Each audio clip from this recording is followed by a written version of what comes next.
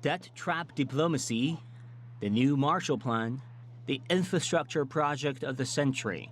There are vastly different narratives about China's Belt and Road Initiative, narratives that often have geopolitical overtones. In large part depending on what their attitude towards China is. I've often joked that it's sort of an ink blot test that reveals attitudes towards China. Daniel Russell is former President Barack Obama's point person on Asian affairs.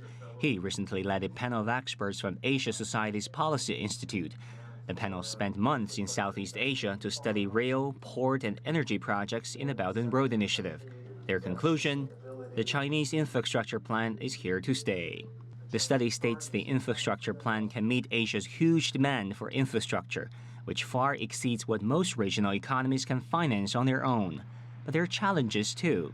In some cases, rushed agreements between Chinese construction firms and host countries undercut the project's sustainability, creating problems like inflated costs or high debt. In other cases, there is a lack of environmental and social impact assessments before projects begin. Russell says Beijing is increasingly aware of these criticisms and has taken steps to address them. One recent example is the renegotiation of Malaysia's railway construction.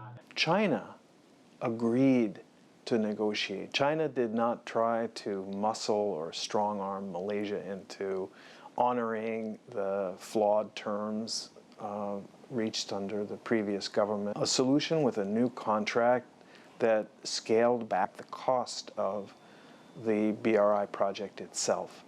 That it follows a pattern that we saw in Myanmar with the Chao Pyu port.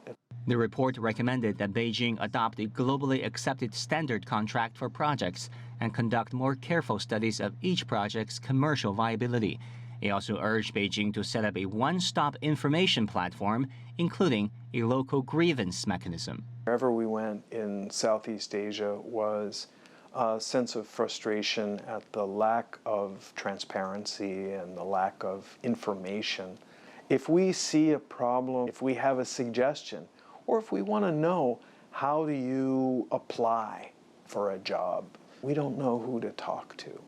Our view would be trying to build an open, searchable, accessible, and English language or foreign language database of BRI projects. The panel cautioned against geopoliticizing the Belt and Road Initiative, saying people should identify specific issues where they exist instead of painting all projects with a single brush.